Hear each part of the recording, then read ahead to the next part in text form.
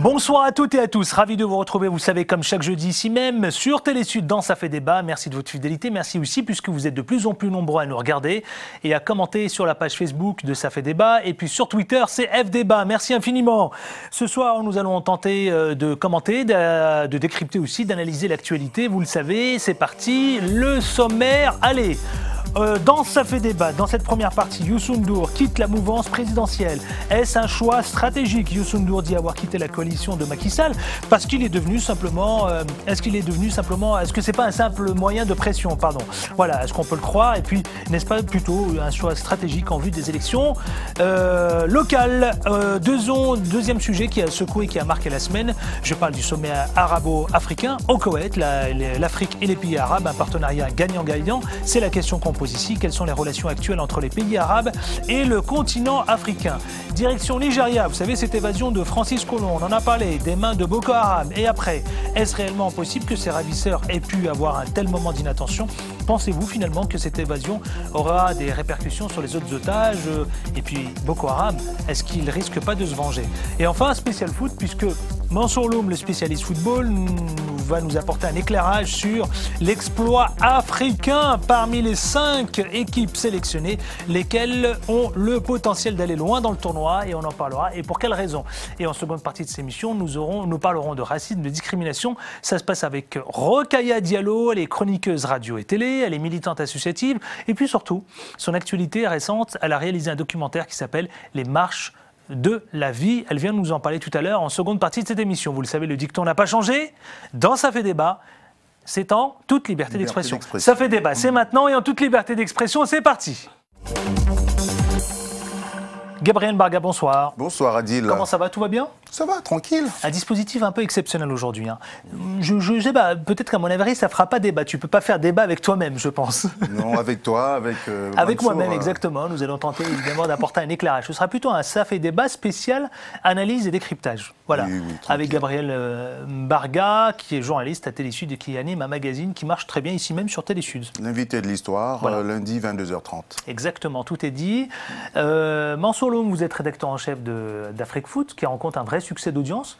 Et puis, belle couverture pour la Coupe du Monde. Non, c'est pas mal. Ouais. C'est pas mal, ça marche. On en parle tout à l'heure. Spécial foot. C'est ça. Allez, on commence, Gabriel Barga, mon cher Gabriel, tout de suite avec Youssou N'Dour. Youssou N'Dour, on ne le présente plus, véritable vedette, hein, dans le monde d'ailleurs. Oui, hein, bien sûr. Avec la fameuse chanson interprétée avec, je me souviens Nédé plus. Chéri. Nédé Chéri, absolument. Alors, il quitte la mouvance présidentielle. Première question.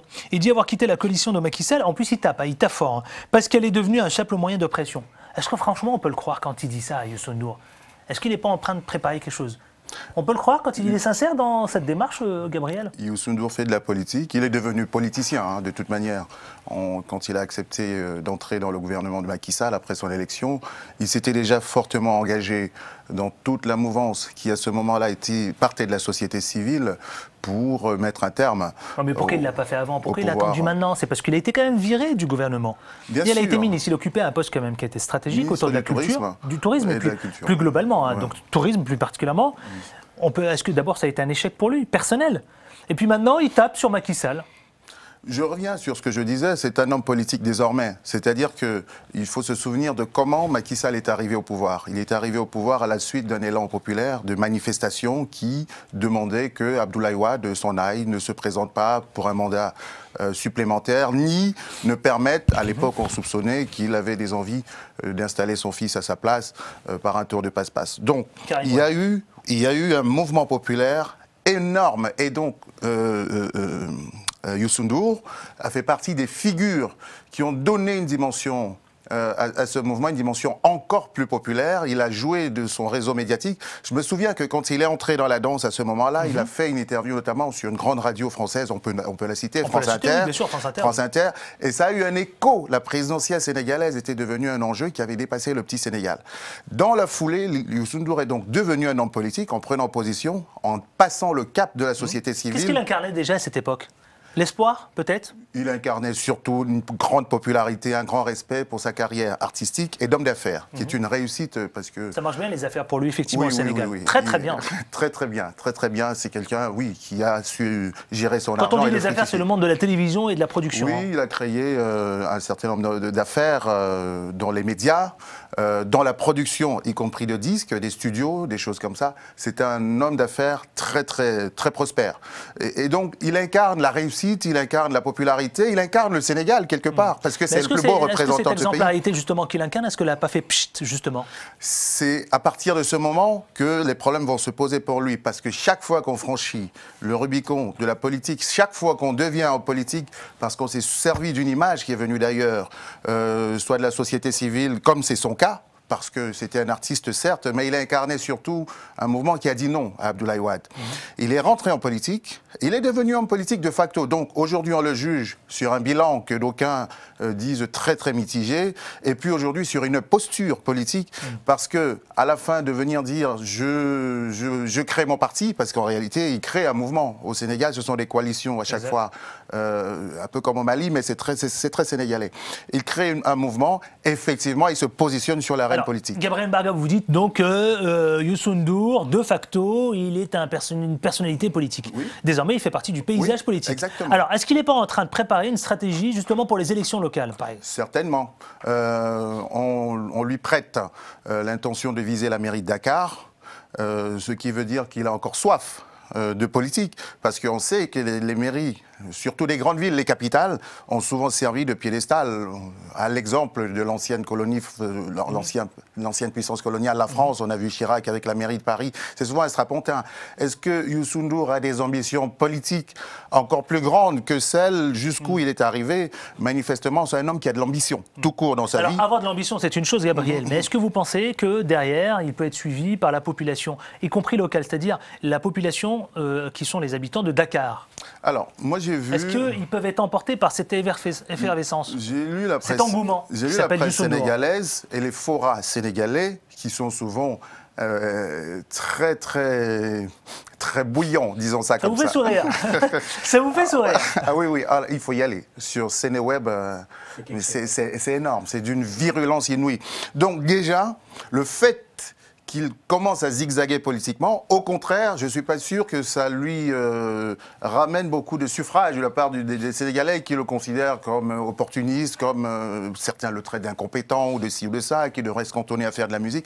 Donc les problèmes vont commencer pour lui. Là maintenant, est-ce qu'il va réussir à créer quelque chose? Il a toujours des fans hein, qui sont aussi aveuglés, comme tous les fans, par le succès, par tout ce qu'il représente, tout ce qu'il incarne.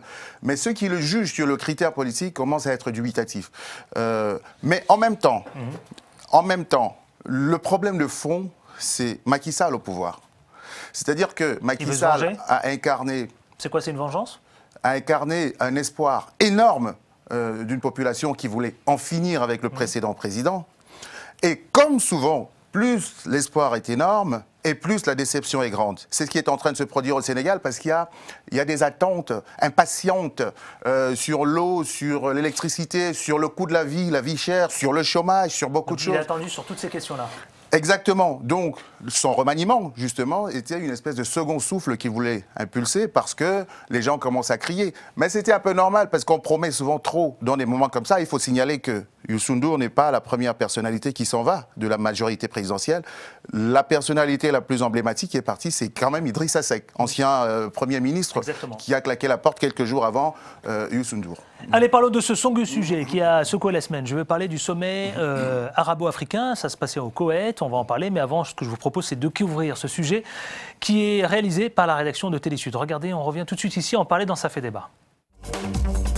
Ce sommet afro-arabe, troisième du genre, fait suite au sommet de Sirte en Libye de 2010, au cours duquel un certain nombre de décisions avaient été prises pour redynamiser les relations entre les deux régions. C'est en sa qualité de coprésident du deuxième sommet que le chef de l'État Ali Bongo Ondimba s'est exprimé au nom de ses pairs du continent africain sur les enjeux de cette rencontre économique et la nécessité de jeter un regard sans complaisance sur le chemin parcouru depuis la rencontre de Sirte et de réaffirmer l'engagement de l'Afrique pour un nouveau partenariat stratégique. Le président de la République a également précisé que l'Afrique s'illustre aujourd'hui par sa forte attractivité économique, ses efforts de bonne gouvernance et d'ouverture, ses aspirations démocratiques, ses ressources multiples et variées en font un partenaire de confiance qui offre de nombreuses opportunités d'investissement. En poursuivant son discours, le président de la République a aussi rappelé que ce sommet se tient dans un contexte fortement marqué par de profondes mutations sociopolitiques ayant entraîné de vives tensions dans certains pays. Aujourd'hui, l'urgence est de mener des actions concertées afin que ces pays retrouvent la voie de la paix et la stabilité, facteur indispensable au développement. Au terme de son discours, il a été fortement ovationné par l'ensemble des participants et salué par l'émir du Koweït. Mon cher Gabriel, quand on voit ce sommet, il y a un enjeu.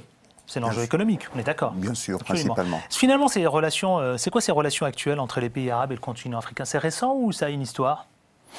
Alors, il y a une histoire qui a toujours été là entre l'Afrique et le monde arabe, de par la proximité géographique, de par quelquefois la similarité des questions politiques. Parce que ce sont des pays qui ont toujours eu affaire à l'Occident, d'une certaine façon. On sait qu'ils ont parfois voté ensemble sur les questions internationales, comme la Palestine notamment. Et puis, les pays du monde arabe, par rapport à l'Afrique, ont toujours eu des relations politiques ou économiques, mais à chaque fois à travers le filtre un petit peu d'un positionnement religieux. Il faut dire les choses, parce que ce sont les pays où l'islam est le plus grand, le plus répandu aussi, qui ont souvent le plus reçu d'aide ou de coopération de la part des pays du monde arabe. Aujourd'hui, la question se pose en termes clairement économiques, c'est-à-dire qu'ils ont des réserves, notamment pour les pays du Golfe, ils ont des réserves, beaucoup de liquidités, ils investissent partout en Occident, et maintenant ils se disent, mais justement, pourquoi pas en l'émir du Afrique ? Koweït, lui, il a annoncé $1 milliard de prêts à un faible taux d'intérêt aux pays africains. Est-ce que ça signifie qu'au terme de cette relation entre les deux continents, finalement, les choses vont mieux se porter économiquement? Est-ce qu'il y a un véritable gagnant-gagnant? Ma question elle est encore plus claire.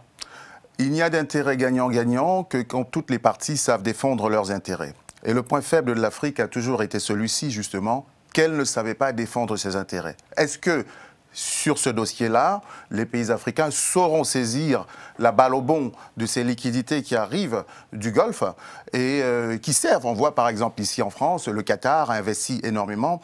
Ils sont prêts à le faire en Afrique, peut-être pas dans les mêmes volumes pour l'instant, le temps que l'environnement des affaires les rassure, mais c'était à l'Afrique de savoir proposer, de savoir se vendre et de ne pas être simplement à emprunter éternellement, à emprunter parce que souvent derrière les prêts ce sont des trompe-l'œil, ça permet souvent à des intérêts beaucoup plus discrets de s'installer pendant qu'on vous prête. Parce que celui qui est dans la situation de dépendance, il se met en situation de soumission quand il tend la main. Mais là, le taux d'intérêt, il est faible, relativement très faible. Oui, mais stratégiquement, ça permet aux gens de rentrer. Rentrons dans les choses concrètes.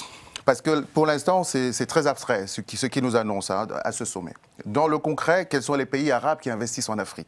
Et ils investissent dans quoi? Ça, c'est le concret. On a vu par exemple le pays dont on discute le plus aujourd'hui les choix, c'est le Qatar. Le Qatar a énormément d'argent. Parce qu'ils prévoient l'après-pétrole notamment, ils essayent d'investir ici en Europe dans l'immobilier ou la finance, la financiarisation. C'est peut-être pas ça qui va les intéresser en Afrique tout de suite. Mais qu'est-ce qu'ils ont fait dans les années récentes en Afrique? Ils ont accompagné des mouvements caritatifs ou des choses comme ça. Est-ce qu'il s'agit là de rivaliser avec les Chinois, par exemple, avec la Chine? À partir du moment où l'offre est plus diversifiée, plus grande, l'Afrique a tout à gagner à cela. Parce qu'on voit aujourd'hui que l'arrivée de la Chine et de l'Inde... Moi, j'ai le sentiment que c'est un peu ça, quoi. Et des pays... Mais tout le monde est le bienvenu. On a la Mais Malaisie, moi, je vais parler en tant Chine. qu'Africain. C'est-à-dire que avant, il y avait le diktat de l'ancienne Vous dites puissance. tout le monde bienvenu, c'est ça? Bien sûr. Mais bien sûr, Est-ce qu'il n'y aurait pas un retour Mansour justement derrière? Qu'est-ce que l'Afrique a... C'est pour ça que je parlais de gagnant-gagnant, moi. Ouais. Oui, mais gagnant-gagnant, il faut défendre ses intérêts. Gagnant-gagnant, ce n'est pas celui qui fait la proposition qui vous annonce que c'est gagnant-gagnant. C'est comme votre banquier, il vous dira toujours « mais c'est très bien, signer cette SICAV, c'est très bien ». Lui, il sait ce qu'il gagne. Est-ce que vous savez ce que vous gagnez? C'est à l'Afrique de savoir, sur ces capitaux-là, un peu s'affranchir, investir dans des domaines prioritaires, parce que souvent, ce qu'on a vu avec l'argent qui venait des pays occidentaux ou des institutions financières internationales, c'est qu'on imposait des projets qui parfois n'étaient peut-être pas les projets les plus immédiats, les plus viables, parce que ça reste la même chose. C'est l'éducation, c'est la santé, ce sont les infrastructures routières, c'est l'énergie. C'est ça la base. À partir du moment où il y a la base, le reste suit. Mais souvent, on veut passer les étapes aussi. Donc il faut savoir ce que nous proposons, ce qu'on fait de cet argent, tout simplement. On a vu, par exemple, certains fonds qui n'ont même pas été utilisés, épuisés d'un point de vue budgétaire, faute de projet. Donc du coup, l'organisation qui soi-disant avait prêté, parce que c'est souvent très compliqué, disait « ah bah tiens, il vous reste des réserves ». Allez, on va passer, mon cher Gabriel, un peu, je le rappelais à tous celles et ceux qui viennent de nous retrouver, dispositif un peu exceptionnel, hein, donc on est obligé d'un peu de s'adapter. On veut aussi accorder un peu plus de temps tout à l'heure à notre invité dans la seconde partie de l'émission. On va passer à ce troisième sujet, on l'a tous vécu en direct quasiment. Nigeria, évasion de Francis Collomb des mains de Boko Haram. Et après, c'est la question qu'on pose ici. Regardez le sujet proposé par la rédaction de Télésud. Affaibli, mais les sourires aux lèvres, Francis Collomb retrouve les siens après 11 mois de détention. L'ex-otage est arrivé ce lundi matin à Paris après avoir réussi à échapper à ses ravisseurs dimanche. Il était détenu à Kano depuis environ 9 mois et il y a 2 mois, il a été emmené à Zaria et avec de la chance, il a été capable de s'évader hier. Il a fui avec un vélo et il a rejoint le poste de police le plus proche. À l'île de la Réunion où vit la femme de l'ex-otage, la bonne nouvelle a été accueillie par ses pas de danse.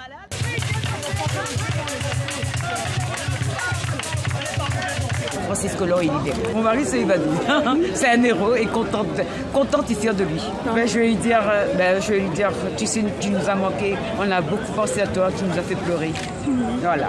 Les circonstances de l'évasion spectaculaire de Francis Collomb restent encore floues. Selon certaines sources, l'homme de 63 ans aurait pris la fuite quand ses geôliers faisaient la prière, alors que d'autres affirment qu'il s'est enfui lors d'échanges de tirs entre l'armée nigériane et les groupes qui les détenaient.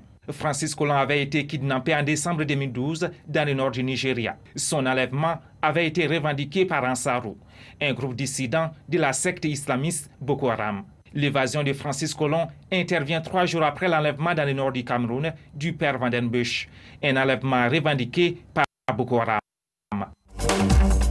Allez, ma principale question ici même, parce que c'est vrai que là, je veux vraiment que, évidemment, je ne cherche pas à polémiquer, je vous rassure, Gabriel.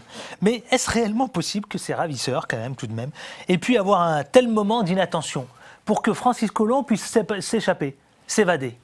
Vous avez envie de vous exprimer, Mansour Lhomme? C'est assez bizarre quand même. Et puis je trouve un peu que son évasion elle ressemble un peu à la logique de Boko Haram, c'est-à-dire qu'il n'y en a pas. C'est-à-dire qu'on ne sait pas trop comment il s'est évadé, dans quelles circonstances. Il y en a qui disent c'est pendant que les ravisseurs faisaient la prière, d'autres pendant une attaque de l'armée. C'est flou comme la logique de Boko Haram. C'est assez particulier quand même. Ce que dit Mansour est intéressant. C'est vrai que c'est une question que tout le monde se pose d'ailleurs. Hein. Moi j'ai laissé traîner mon oreille et tout le monde se pose cette question. Comment il a pu s'échapper? C'est effectivement ce qu'il disait, c'est très flou. Heureusement qu'il ne se prénomme pas Christophe, parce qu'il a une histoire d'aventure extraordinaire, ce fameux Collomb. Voilà, je suis enfermé, j'ai réussi à m'échapper pendant que les autres y priaient, alors qu'on sait bien que ce sont des gens qu'on entraîne souvent dans des zones totalement désertes, et que l'histoire d'eux, il a marché à pied jusqu'à avoir une moto-taxi. C'est beau, c'était un roman, peut-être qu'il en écrira par la suite. Mais d'abord, s'il s'est échappé, je pense que ce n'est pas à la portée du commun de pouvoir s'échapper dans de telles conditions. Donc ça laisse le doute sur l'identité de qui il est lui-même. Parce qu'il n'y a qu'un agent qui a les capacités de s'échapper, de se camoufler, de se dissimuler, de communiquer à partir de rien, parce qu'ils apprennent ça. Donc le coup de c'était un ingénieur qui construisait des éoliennes, ça fait peut-être partie de la légende aussi. Ça, c'est de un. C'est peut-être une polémique. Je pose juste des questions. Mais maintenant, est-ce que finalement, ce n'est pas une évasion organisée?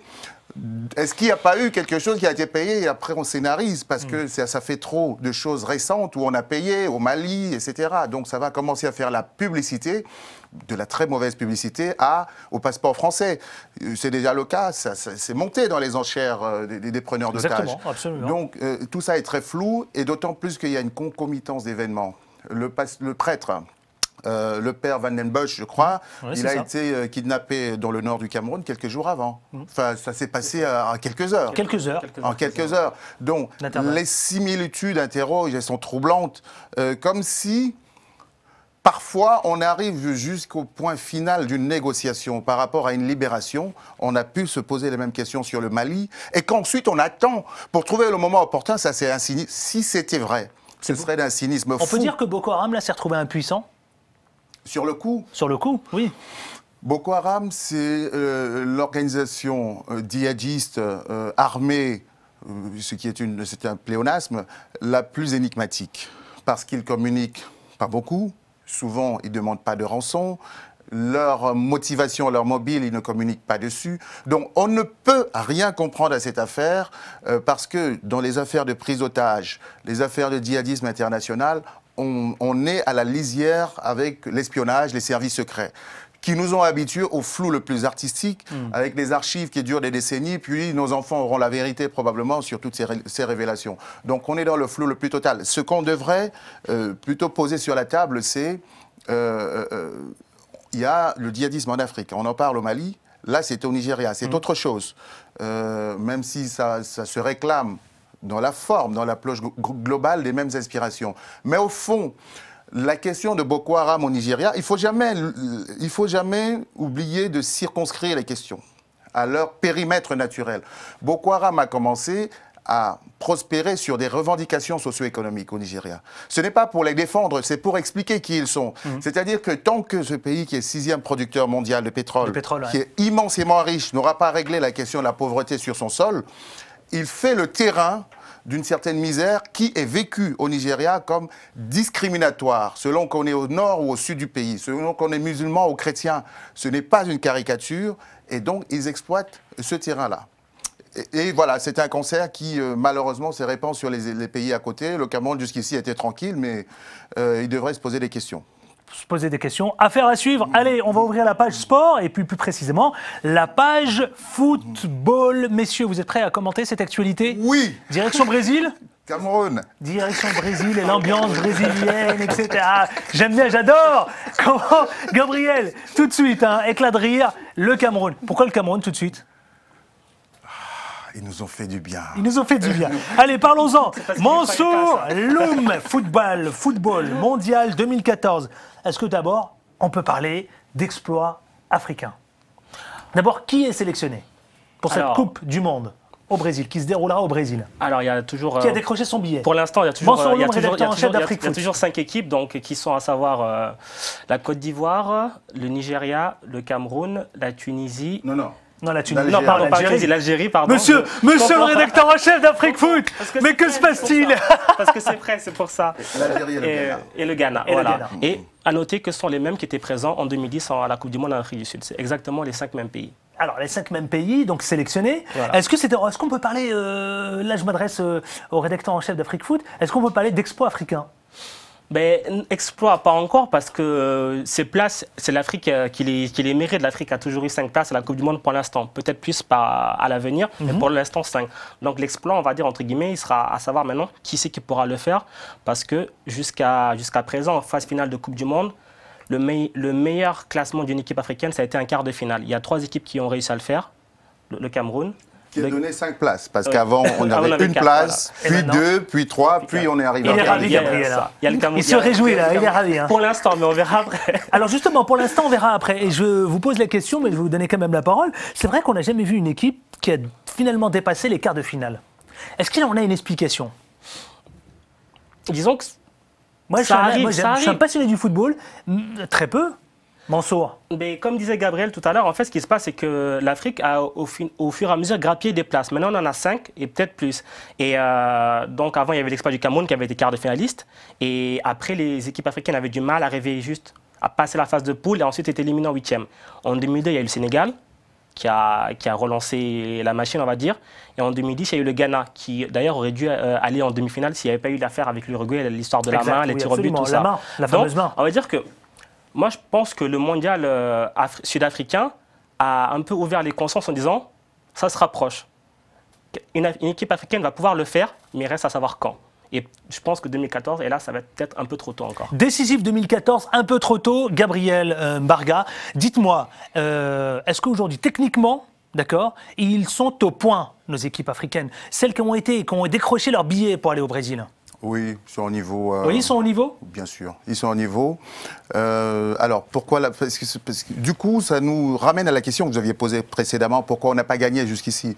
D'abord parce que statistiquement, quand vous avez une équipe et qu'il y en a 18, vous avez un petit peu moins de chances que les 17 autres. Statistiquement, ça, ce sont les statistiques. C'était le cas avant, il y avait la Tunisie qui nous a représentés, d'abord de façon très très belle, c'était en 78, je crois. 78, ouais, c'est ça. En Argentine. Il y avait eu le Zaïre à l'époque, en 74, qui avait beaucoup souffert. Mais ces équipes... Et puis, il y a eu déjà le Cameroun en 82, qui avait fait 3 matchs nuls, qui n'étaient pas ridicules, dont un match nul contre le futur champion du monde. Ça veut dire que si c'est au niveau du jeu simplement technique, ils sont capables depuis longtemps de faire quelque chose. Mais le football n'était pas encore brassé à l'époque. Donc ce sont des gens qui débarquaient de compétitions nationales et qui arrivaient confrontés à des équipes que souvent ils ne connaissaient pas. Et il faut dire aussi, l'arbitrage c'est une philosophie, ne les a pas souvent aidés. Quand je dis c'est une philosophie, c'est une manière d'interpréter le jeu. Donc, il pouvait arriver à être considéré comme agressif, trop puissant, etc. Donc, il se prenait souvent des cartons, etc.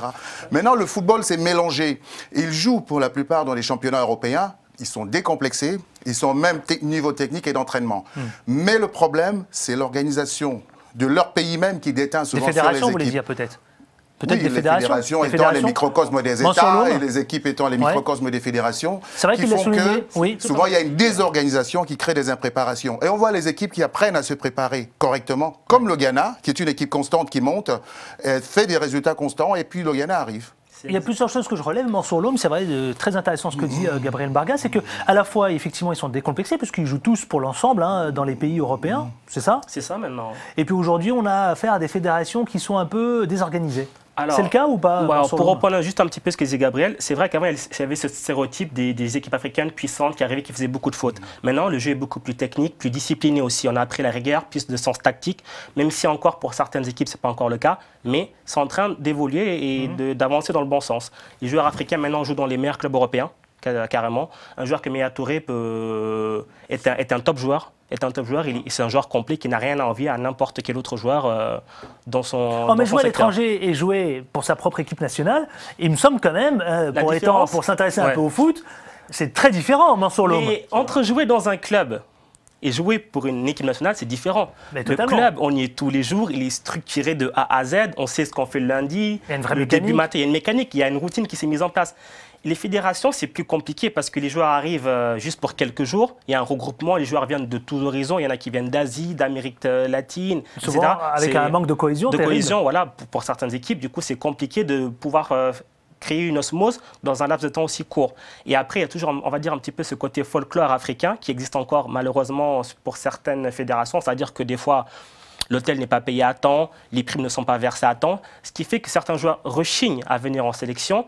Et des fois, lorsqu'ils arrivent en sélection, ils ne se donnent pas à 100%. Finalement, est-ce que, vous avez employé le mot rechigner, est-ce que c'est légitime de leur part quand on sait que pour certains, ils brassent des millions et des milliers d'euros par mois? Le problème, il est que lorsqu'on est un joueur, par exemple, qui va jouer en Angleterre, qui va toucher à peu près peut-être un salaire à 6 chiffres, arriver en sélection, ne pas toucher ses primes, être logé dans des conditions des fois pas terribles, avoir des soucis sur la pelouse d'entraînement, forcément, ça n'incite pas à venir en sélection. Surtout lorsque l'ambiance n'est pas forcément bonne aussi au sein du groupe. Alors, direction le Brésil, pays du football, pays du ballon rond. Par essence. Par essence, absolument. Et Mansour Loum, là, alors, est-ce que c'est pas finalement pour ces équipes africaines, est-ce que c'est pas une forme de pression aller au pays du ballon rond? Non, pas forcément, parce que ils y vont pour faire quelque chose. Parce qu'au fur et à mesure des Coupes du Monde précédentes, on a remarqué que voilà, les équipes africaines, elles sont de plus en plus décomplexées. Il y a plus cet aspect, oui, on va jouer contre, entre guillemets, l'ancien colon. Maintenant, elles jouent, elles rivalisent parce que ce sont des joueurs qui sont confrontés au top niveau tous les jours. Et les Français, ils sont passés à côté au Stade de France. Patrick Beaumain, vous vous souvenez, le retour. Oui, très bien, très bien. Oui, bien sûr. Oui. Non, le Brésil, on va jouer quasiment en Afrique. C'est le pays en dehors de l'Afrique où il y a le plus d'Africains. On a plus de 100 millions. Donc, au contraire, ils vont jouer dans une atmosphère un peu survoltée où ils auront un public nombreux derrière eux. Ah oui, survolté. Il y aura du soutien. Oui, parce que Mansour, il y aura du soutien pour les pays africains au Brésil. Il y a un lien historique évident. Fraternel. Oui, ce sont des frères qui sont partis, qui ne sont pas revenus et qui vivent là-bas, souvent aussi dans des conditions difficiles. Ils seront là, ils vont nous soutenir. Et est-ce que ce sera un plus? Certainement. Parce qu'au niveau de, comment dirais-je, ils vont se sentir un peu comme à la maison dans certains stades. Surtout les gens qui vont jouer du côté de Bahia, où il y a énormément de communautés noires, ils vont sentir qu'ils sont chez eux. Et puis dans la rue, la culture au Brésil est tellement imprégnée d'africanité, la danse, la musique et plein de choses. Et même, il y a des survivances de langues qui sont encore similaires à des langues existantes en Afrique. Messieurs, allez, on arrive au terme de cette première partie avant de retrouver Rokhaya Diallo pour son film, son documentaire, Les Marches de la Liberté. Mansour Loum, favori pour cette Coupe du Monde au Brésil, qui se déroule au Brésil? Je vois bien le Ghana au Nigeria, il est un peu plus loin que les autres. Ghana, Nigeria. Qu'est-ce qui vous dit ça? Qu'est-ce qui vous précise là? La constance et la rigueur des deux fédérations qui vraiment travaillent bien. Surtout le Ghana qui est constant, qui est régulier, qui est vraiment au point. La machine est vraiment huilée. Non, le Cameroun. C'est un pays de surprise. Voilà, c'est ça. Le Cameroun, on ne sait jamais avec le Cameroun. Mais l'avantage du Cameroun, c'est que au plus la préparation est chaotique, mieux il faut un résultat. C'est pas faux. C'est pas faux. Mais bon, il faut souhaiter qu'il se prépare. Il faut souhaiter qu'il se prépare parce qu'ils ont une équipe. Favori pour vous, Gabriel? Du tournoi ou parmi les Africains? Les Africains, parmi les Africains, on parle. Moi, je parle. Le Ghana et le Nigeria, effectivement, nous rassurent parce que d'abord, ce sont des équipes jeunes. Et le Nigeria est champion d'Afrique de belle manière avec une génération jeune qui est en train de monter et qui peut confirmer au Brésil. Le Ghana, constance, effectivement. Si le Cameroun s'organise avec un sursaut d'orgueil, parce que la force du Cameroun, c'est là. C'est un pays qui croit. Je sais pas, ils ont une foi extraordinaire, mais s'ils se préparent quand même correctement, peut-être qu'ils peuvent faire quelque chose. Après, il y a qui le Ghana, le Nigeria, le Cameroun? Côte d'Ivoire. Ils ont l'expérience, mais la génération est finissante. Ils sont exactement mais bon, souvent, c'est là que ça se passe aussi. Voilà. Allez, messieurs, nous allons accueillir Rokhaya Diallo. Vous la connaissez, je pense, il me semble. Oui, on l'aime beaucoup. Absolument, vous l'aimez, on l'aime tous ici. On la reçoit dans cette seconde partie. C'est notre Obama à venir. Notre Obama à venir. Merci, Gabriel. À la semaine prochaine avec autant de plaisir. Oui, bien sûr. Bien sûr, avec autant de plaisir. Gabriel Mbarga, qu'on retrouve ici même sur Télésud. Mansour Loum, rédacteur en chef d'Afrique Foot. Et on peut rappeler votre succès d'audience. Absolument. Actuellement, on est pas mal. Après, j'ai pas les chiffres en tête, mais actuellement, on est... Devant George Clooney, c'est ça? Devant George Clooney. Ce qui paraît. Allez, messieurs, nous accueillons tout de suite Rokhaya Diallo. Vous pouvez commenter et réagir sur la page Facebook Ça fait débat et puis sur Twitter Ça fait débat. Rokhaya Diallo, c'est maintenant, ne bougez pas. Pour celles et ceux qui viennent de nous retrouver, eh bien, bienvenue. Vous pouvez commenter et réagir sur la page Facebook. Je vous le rappelle à vous tous et toutes celles et ceux qui nous regardent, la page Facebook, ça s'intitule Ça fait débat. Et puis sur Twitter, eh bien, c'est FD. Nous accueillons aujourd'hui quelqu'un que vous connaissez très bien ici même sur Télésud. Elle s'appelle Rokhaya Diallo. Elle est chroniqueuse radio, chroniqueuse télévision, militante associative plus que jamais. Elle est parmi nous ici. Merci d'avoir accepté notre invitation, Rokhaya. Merci à vous de m'inviter. Tout va bien pour vous, Rokhaya Diallo? Très bien, très bien. Tout va bien, merci. Alors là, ça y est, vous avez décidé d'emprunter la route, celle de documentaire, de réaliser un documentaire qui s'intitule Les Marches de la Liberté. C'est beau comme titre, ça. Ouais, je trouve qu'il incarne bien ce dont parle le documentaire. Ça fait un moment que je m'intéressais à ce type de narration. Et avec mon émission qui s'appelle Ego mais pas trop, qui est déjà un reportage incarné avec une forme plus ou moins documentaire, j'avais pu toucher un peu de loin, mais la narration un peu longue. Ouais. Et là, c'est mon premier, effectivement, 52 minutes. Et les Marches de la Liberté, pourquoi? Parce qu'il y a 30 ans, il y a eu la marche pour l'égalité contre le racisme en France. Et il y a 50 ans, aux États-Unis, il y a eu la marche 63. Sur Washington en 63. Oui, qu'est-ce que j'ai dit? Non, Oui, vous ne l'aviez pas cité encore. Ah oui, mais moi, d'accord, j'ai dit je en me suis dit, mince, j'ai 63 dit, États-Unis avec Martin Luther Oui, c'est ça, voilà. King, Ouais. et puis 83 Marseille. Voilà, en France, Marseille, avec la Paris marche en pour France. l'égalité. Voilà, donc 2 anniversaires un peu concomitants et 2 marches historiques dans l'un et l'autre. On va en parler des pays. justement, Rocaille Diallo, on va parler de tout ça, on va prendre le temps. On est là pour exceptionnellement, un peu exceptionnellement, c'est-à-dire habituellement, moi, avec l'invité du jour, je passe 13-14 minutes. Mais là, parce que effectivement, c'est un moment hyper important concernant cette actualité. Je veux parler du racisme, je veux parler aussi de ce qu'a subi la ministre Christiane Taubira. Absolument. Avant toute chose, je vais simplement vous faire réagir à l'actualité. Alors, qu'est-ce que ça évoque pour vous et est-ce que ça vous fait finalement bondir quand François Copé, je parle bien sûr sur le débat sur le racisme avec Christiane Taubira, quand il dit « faire croire au péril raciste, c'est un écran de fumée ». Jean-François Copé, c'est quand même celui qui est responsable de la peur des pains au chocolat. Pourquoi ? Qui a brandi la menace un peu du racisme anti-blanc. Donc je trouve qu'au contraire, il participe largement à la propagation du racisme dans le discours français. Et de sa part, moi, quand j'entends un homme blanc expliquer à une femme noire qu'elle ne sait pas ce qu'est le racisme, ça me donne juste envie de rigoler. Je pense qu'à un moment donné, Christiane Taubira sait ce qu'elle expérimente. Et il me semble que la 1-2 minutes et que toutes les caricatures qu'on a pu voir s'étaler à droite à gauche montrent bien qu'elle n'est absolument pas dans une paranoïa. Par ailleurs, Christiane Taubira était très très réservée par rapport à ces attaques et ce sont les membres du gouvernement et Jean-Marc Ayrault qui ont décidé à quoi joue selon vous alors Copé lorsqu'il en fait je pense qu'il s'est divisé pour mieux régner quelque part. Je pense que le message qu'il envoie aux Français blancs c'est de dire regardez cette femme noire qui essaie de faire croire que vous êtes des racistes alors que ce n'est pas le cas. Donc je pense qu'il est vraiment dans la manipulation et dans l'idée de diviser pour mieux régner. C'est très facile et c'est ce que fait aussi le Front National. Autre déclaration, c'est celle du président français. François Hollande, il dit « Être français, c'est d'abord être unis ». Est-ce que ça règle tout ? Est-ce que c'est ce type de déclaration, finalement, Rocaille Diallo, que le président doit faire ? Non, mais la déclaration, évidemment, moi, je ne peux être que d'accord. Je pense que ce qui nous rassemble, c'est qu'on a le même destin politique. Maintenant, je pense que la lutte contre le racisme ne peut pas se résumer à quelques phrases. Il faut qu'elle s'accompagne, qu'elle soit assortie, en tout cas, de mesures concrètes. Et François Hollande a été quand même le président, jusqu'ici, des renoncements. Il a renoncé à l'attribution du droit de vote aux étrangers non communautaires. Il n'a pas mis en place aucune politique contre le contrôle au faciès, y compris celle des récépissés qui avait été promue par de nombreuses associations.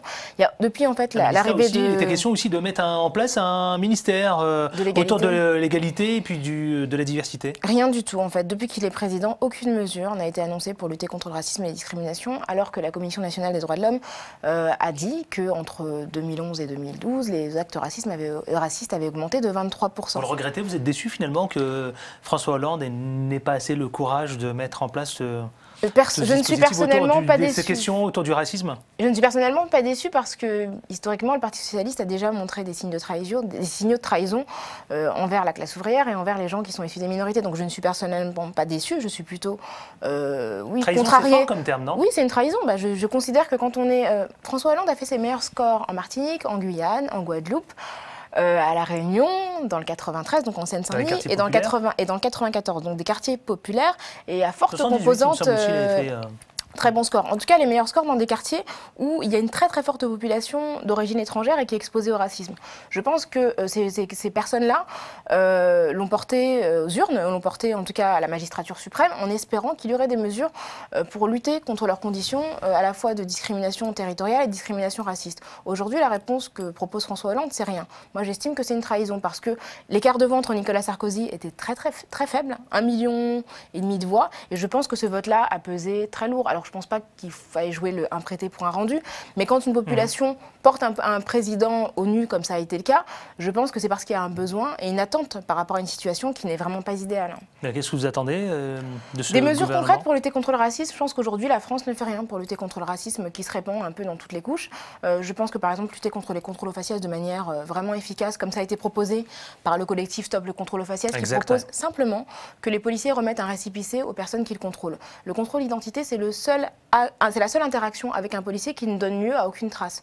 Aujourd'hui, si on est victime de harcèlement policier, on n'a aucune preuve.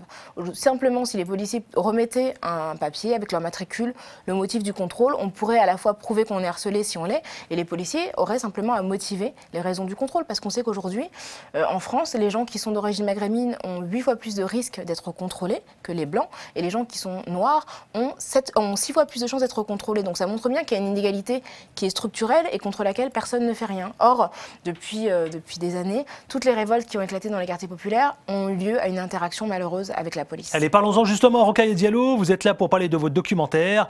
Il s'intitule Les marches de la liberté. On va en parler, mais avant de vous donner la parole, on va découvrir ce court extrait de votre documentaire qui s'intitule Les marches de la liberté. Regardez et on se retrouve tout de suite après pour en parler ici même dans Ça fait débat.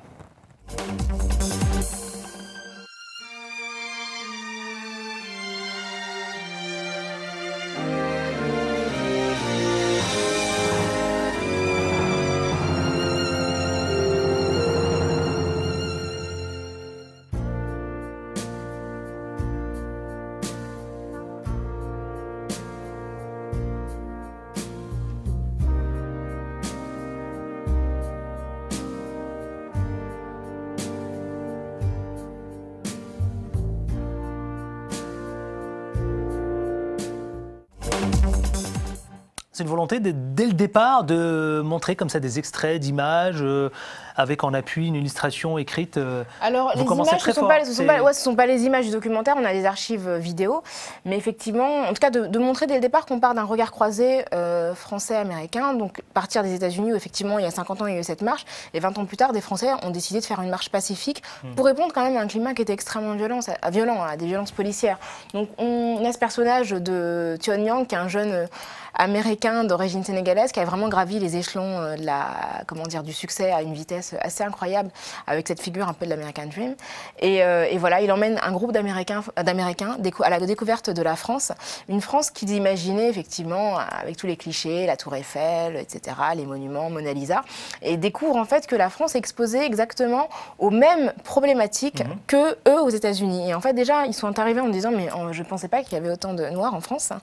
et puis de se rendre compte que quand ils ont rencontré plusieurs personnes, ils sont allés à l'Élysée, ils ont rencontré Christiane Taubira, et effectivement l'une d'entre elles, elle a dit mais je ne pensais pas que votre ministre de la Justice était une femme noire, avec des tresses en plus. Et ça c'est assez rigolo, c'est hyper touchant et c'est rigolo, et ça montre bien qu'en fait à l'extérieur de la France, on ne montre pas la France telle qu'elle est réellement. On promeut une image qui est un peu en décalage avec sa réalité. Dites-moi Rokhaya Diallo, comment est née finalement cette idée? Je sais que cet été d'ailleurs, vous aviez beaucoup d'ailleurs travaillé autour d'une communication très appuyée et très anglais pour faire financer votre projet. Oui, alors, comment est né le projet et comment vous l'avez financé? Alors le projet, il est né de deux idées que j'avais. Ça fait longtemps que j'avais envie de faire un film sur un regard croisé entre France et États-Unis. Je m'intéresse beaucoup aux États-Unis et je trouvais que c'était intéressant de comparer les deux pays, même si nos histoires sont différentes. Par ailleurs, l'anniversaire de la marche, je voulais vraiment m'engager pour un peu restaurer cette mémoire oubliée. Parce qu'aujourd'hui, peu de Français se souviennent de cette marche qu'on a rebaptisée malheureusement Marche des Beurs. Et puis voilà, donc j'ai eu cette idée-là, je l'ai proposée à Laurence Lascari, qui est une productrice et amie. Et donc elle m'a suivie dans l'aventure. Malheureusement, les financements que nous avions étaient très très faibles. Donc la ville de Cergy nous a soutenus pour qu'on puisse tourner la partie française, mais on a été très vite bloqués parce que le CNC a refusé de financer le film. Et donc du coup, on a fait un appel aux dons, effectivement, par financement participatif sur Internet. En un mois, on avait besoin en fait de 15 000 € pour pouvoir aller tourner aux États-Unis. On en a réuni 18 000 en 30 jours de tous les pays, mais alors de France, de Paris, de province, d'Afrique, d'autres pays européens, des États-Unis. On a collecté plus de 250 dons, donc individuels. Excellent. Et vraiment, ça allait de 5 € à 1 000 €. Ce qui vous a permis d'aller aux États-Unis, de tourner, en tout cas, de filmer les 50 ans de la marche. Anniversaire. Mais alors, ma question, c'est pourquoi ce regard qui porte à la fois sur des générations qui sont très différentes, celle de cette jeunesse américaine et celle de cette jeunesse française. Moi, je comprends bien la marche de 83 pour l'égalité des droits en France, et puis celle de 63, si mes souvenirs sont bons, 28 août 63 Absolument. À Washington, où les Noirs américains revendiquent finalement les mêmes droits que les Blancs, d'accord ? Ce regard qui porte à la fois sur cette nouvelle génération qui lutte finalement contre le racisme. Mais c'est deux histoires différentes. Pourquoi les faire croiser? C'est ça que j'ai envie de comprendre. Parce que les marcheurs français déjà se sont inspirés de Martin Luther King. Vraiment, c'était un modèle et une figure d'inspiration. Et puis parce que, pour montrer que les deux pays ne sont pas si différents, en tout cas dans la manière dont sont traitées les minorités, on a emmené les jeunes américains à Clichy-sous-Bois, où sont morts en 2005 Ziad et Bouna, après avoir été poursuivis par des polices. Ils sont morts, des membres de la police sont morts dans un transformateur électrique. Et en fait, les Américains ont été très choqués d'apprendre ça. Ils se sont rendus compte qu'au même moment, aux États-Unis, ils avaient un débat national sur Trayvon Martin. Alors les circonstances sont différentes, mais Trayvon Martin est mort dans des circonstances dramatiques parce qu'il avait une capuche et parce qu'il était noir. Et il se trouve que Ziad Ebouna était l'un d'origine maghrébine, l'autre d'origine africaine subsaharienne. Donc vraiment la question de la violence qui touche finalement les plus jeunes issus des quartiers les plus populaires, c'est une question qui est transatlantique quelque part. J'ai relevé une de vos déclarations, vous dites que la France n'a pas fait son devoir de mémoire. Qu'est-ce que vous vouliez entendre par cela précisément, Rokhaya Diallo? Aujourd'hui, un sondage qui a été commandé par la LICRA dit que 23% seulement des plus de 40 ans se souviennent de la marche pour l'égalité contre le racisme qui a eu lieu en 1983 en France. Donc ça veut dire que cette marche, qui est la plus grande marche antiraciste, enfin la première marche antiraciste de l'histoire de France, elle a été oubliée alors qu'elle n'a que 30 ans, que ses protagonistes non seulement sont encore vivants, mais relativement peu âgés. Elle a été oubliée, elle a été complètement effacée de la mémoire collective. Moi je pense que ce sont des choses qu'on devrait enseigner dans les livres d'histoire. On nous dit souvent, je parle pour nous qui sommes issus d'immigration postcoloniale, que nos parents ont rasé les murs, ont baissé la tête. Ce n'est pas vrai, ce n'est absolument pas vrai. L'histoire la plus récente et la plus ancienne montre qu'à tout moment, ils ont résisté. Et cette marche, je trouve que c'est l'honneur de la France. Alors l'honneur de la France, mais en même temps, Rokhaya Diallo, en quoi est similaire les ces deux manifestations, 63 à Washington et Marseille 83? Eh bien, il y a un avant et un après. Après 63, effectivement, aux États-Unis, on a voté le Civil Rights Act, qui était la loi sur les droits civiques qui permettait effectivement aux Noirs d'avoir accès aux droits civiques. Après, ils ont eu le droit de vote. Après, l'abolition de l'interdiction des mariages dits mixtes. Et en France, oui, il y a eu un avant et un après. C'est-à-dire que dans l'imaginaire collectif, il y a quand même un avant et un après. C'est-à-dire que c'est la première fois qu'on voyait des Français d'origine maghrébine aussi nombreux dans les journaux télévisés. On découvrait toute une génération qui était ignorée. Et quand on voit les archives de l'époque, c'est assez drôle parce qu'on voit que le présentateur ne sait pas comment les appeler. Alors il dit oui, c'est deuxième génération, c'est des immigrés, alors qu'ils sont français. Ils sont français. Et ça, c'est intéressant parce que c'est la première fois. Et après, ça donne lieu à tout un folklore autour de du mouvement Beurre, où on met en avant des femmes comme Farida Khelfa, qui était mannequin, ou Rachida connaît beaucoup de succès, Karim Kassel, etc. Donc il y a vraiment un avant et un après. Et je trouve que c'est intéressant de montrer ça parce qu'aux États-Unis aussi, il y a eu un mouvement artistique derrière les droits civiques avec Black is Beautiful. Justement, ces jeunes Américains qui découvrent l'identité française. Qu'est-ce qui vous a frappé dans le documentaire? Est-ce qu'il y a quelque chose qui vous a interpellé avec ces jeunes Américains qui découvrent l'identité française encore une fois? Ça. Alors une chose que j'ai pas pu garder malheureusement dans le documentaire, c'est la conversation sur les statistiques ethniques. C'est-à-dire que là, il y avait une incompréhension, ils ne comprenaient pas. Ils disaient, mais attendez, comment vous pouvez lutter contre le racisme? Comment vous pouvez tracer les discriminations si vous n'avez pas de statistiques qui vous permettent de savoir combien sont les gens de tel ou tel groupe et de quelle manière ils sont représentés dans tel ou tel domaine. Donc il y a vraiment une incompréhension quand ils sont allés au Sénat. Ils ont rencontré Bariza Chiari, qui est la vice-présidente du Sénat, qui disait, nous, la République est opposée à ce type de statistiques. Et ça, c'était assez rigolo comme conversation parce qu'en fait, ils ne comprenaient pas. Pour ou contre finalement les quotas? Vous-même, Rokhaya Diallo? Moi, je suis pour tout ce qui peut faire avancer les minorités. Ça a été appliqué aux États-Unis, ça a été appliqué en Angleterre. Pas forcément des quotas, en tout cas pour les statistiques et pour des politiques d'action positive. Et effectivement, ça peut être sur critères territoriaux, sur critères combinés, plusieurs critères. Mais moi, je suis très, très favorable. Et je trouve qu'en France, étant donné la situation dans laquelle on est, franchement, on devrait en tout cas réfléchir au moins à une politique d'action positive. D'autant plus qu'en France, l'action positive existe dans le domaine de la parité, par exemple, c'est de l'action positive. Dans le domaine des handicaps, où il y a des quotas de handicapés dans les entreprises, et la personne hurle à la menace contre la République. Il y a des quotas de femmes dans les conseils d'administration. Donc finalement, vous êtes plutôt pour les quotas. Je suis très pour. En tout cas, je suis pour l'action positive. Je préfère parler d'action positive parce que c'est plus global que les quotas. Parce que les quotas, il faut juste rappeler qu'ils sont interdits aux États-Unis depuis 1978. Vous traitez beaucoup de la chose, en tout cas du racisme dans votre documentaire. Est-ce qu'on peut considérer aujourd'hui, Rokhaya Diallo, que le racisme, est-ce qu'il est en net recul ou plutôt en progression? Aujourd'hui, il est quoi? On a besoin de savoir après, il est bel et bien là. Quand on regarde bien ce documentaire. Il est là, il est très très présent. Ce que disait une des Américaines à la fin, c'est qu'en fait, la France s'interdit de parler des questions raciales, mais elle ne parle que de ça. Et c'est omniprésent, c'est là, c'est un peu comme ce qu'elle disait, l'expression en anglais, c'est l'éléphant au milieu de la pièce, voilà, c'est ça, c'est le truc que personne ne veut voir, alors que c'est là de manière évidente. Et je pense qu'en France, le vrai problème de la France, c'est le déni. Le déni permanent de la situation raciale, je pense qu'on peut dire ça, des minorités qui sont complètement, exclues des sphères de pouvoir, qu'elles soient médiatiques, qu'elles soient politiques ou économiques. Je veux dire, aujourd'hui, la représentation des minorités à l'Assemblée nationale, elle est quand même assez ridicule, les minorités ethno-raciales, même celles des femmes d'ailleurs, et des jeunes. Dans les cercles de pouvoir, les patrons du CAC 40, les patrons de médias, on ne voit personne. Et je trouve que, oui, pour moi, c'est symptomatique d'un pays qui a un racisme qui est systémique. Donc le système en fait français empêche les gens qui sont issus de l'immigration postcoloniale. On peut considérer aujourd'hui qu'il y a une libération de la parole. Est-ce que les années 80, c'est celle des années 90, c'est celle des 2000 et puis celle de 2010? C'est différent, c'est-à-dire qu'en 83, Toumi Djaïdja et les autres marcheurs marchaient contre les violences policières et contre les crimes racistes qui étaient impunis. C'est-à-dire, il faut rappeler, pendant la marche, il y a un jeune Algérien qui prenait le train Bordeaux-Vintimille qui a été jeté par la fenêtre après avoir été rossé par des légionnaires. Et voilà, c'est que ce genre de crime, un jeune garçon, Toufik, à la Courneuve, s'est fait tirer dessus une veille de 14 juillet par un voisin énervé parce qu'il lançait des pétards et il en est mort. Donc c'était quand même ce climat-là dans les années 80 et aujourd'hui on n'est quand même plus dans ce climat-là. Il faut quand même rappeler qu'il y a des évolutions. Aujourd'hui, la porte-parole du gouvernement est d'origine maghrébine, la garde des Sceaux est une femme noire. Donc il y a quand même une évolution qu'on ne peut pas nier.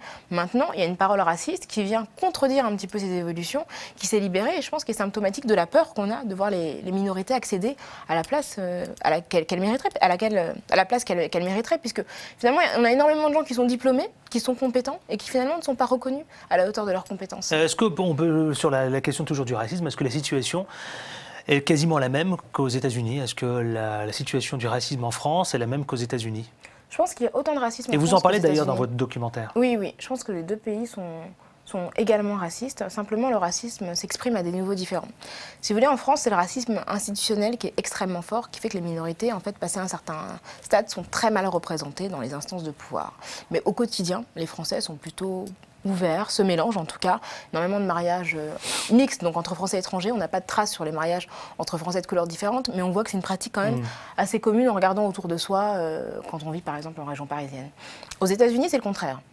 Au niveau institutionnel, le racisme est moins fort, c'est-à-dire que les Noirs, les Latinos, les Asiatiques peuvent accéder à des postes de très haut niveau, mais au quotidien, les gens se mélangent beaucoup moins. Ils sont beaucoup dans des quartiers monocolores, les gens se marient très très peu, un peu plus maintenant, mais entre gens d'origine différente. C'est pour ça que le nouveau maire de New York a fait sensation avec sa famille multicolore. Multicolore, ouais. Voilà, mais c'est très nouveau, c'est très marginal, et il est quand même à New York. New York, c'est une ville qui ne ressemble pas aux autres villes américaines, voilà, avec énormément de gens qui sont d'origine étrangère, beaucoup d'accents quand on va à New York, d'accent étranger.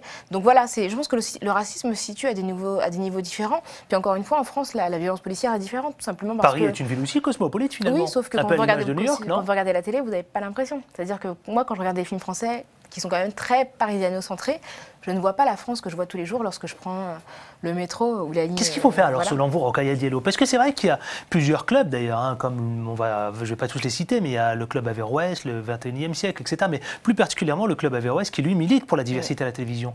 Et depuis, je crois, un peu plus de 10 ans maintenant, il me semble 15 ans. Plus 15 ans. Quelles sont selon vous alors les mesures qu'il faudrait prendre? Qu'est-ce qu'il faudrait entreprendre, Rokhaya Diallo,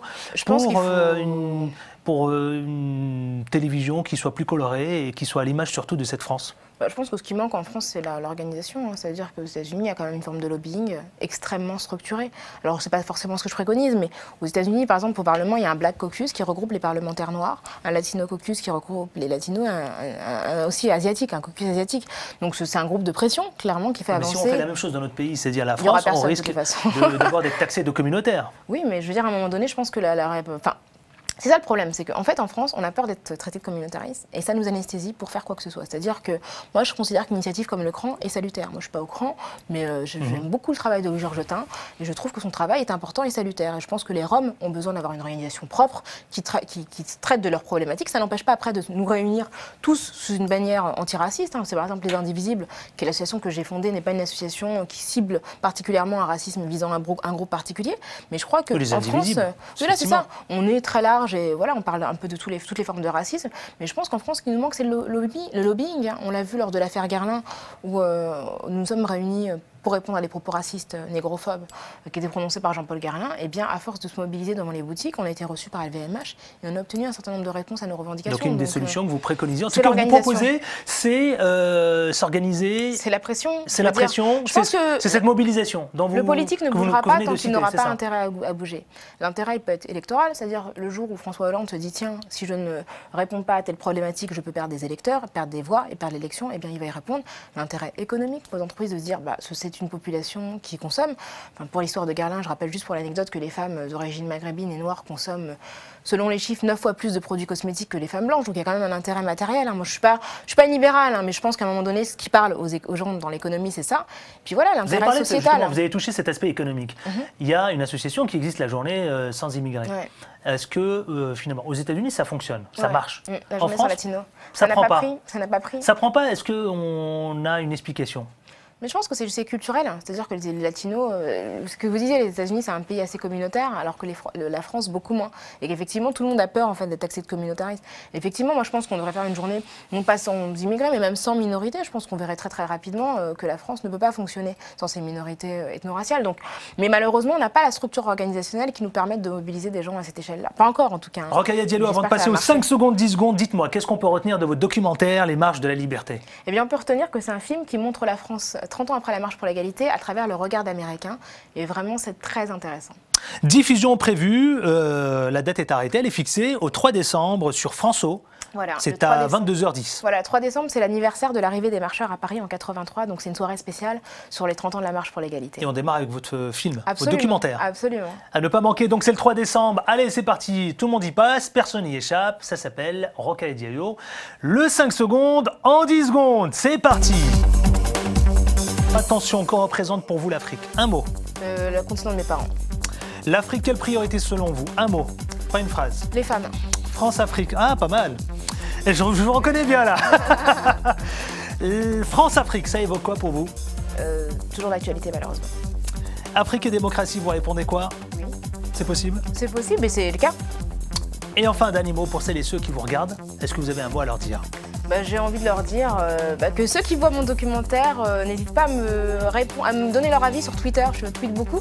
Donc tous, n'hésitez pas à donner à la fois votre avis sur l'entretien qu'on vient d'avoir, mais aussi sur le documentaire si vous le voyez, parce que j'aime bien échanger autour de ces questions-là. Vous l'aurez compris, donc ça veut dire qu'on vous invite tous à la fois à aller sur le Twitter de Rokhaya Diallo, le Twitter de Ça fait débat, CFD, et puis vous pouvez aussi également commenter, réagir sur la page Facebook Ça fait débat. Merci infiniment. Merci à vous. Rokhaya Diallo, vous avez réalisé, vous êtes chroniqueuse radio et télévision, vous militez évidemment sur toutes les questions, vous l'avez rappelé tout à l'heure, de discrimination, racisme, etc. Vous êtes une véritable militante associative. Je vous remercie infiniment d'avoir accepté notre invitation. Ne manquez pas cette diffusion sur France O. Ça se passe le 3 décembre à 22h10. Voilà, merci à vous. N'hésitez pas à commenter. On se retrouve la semaine prochaine avec autant de plaisir. D'ici là, portez-vous bien. Ciao, ciao.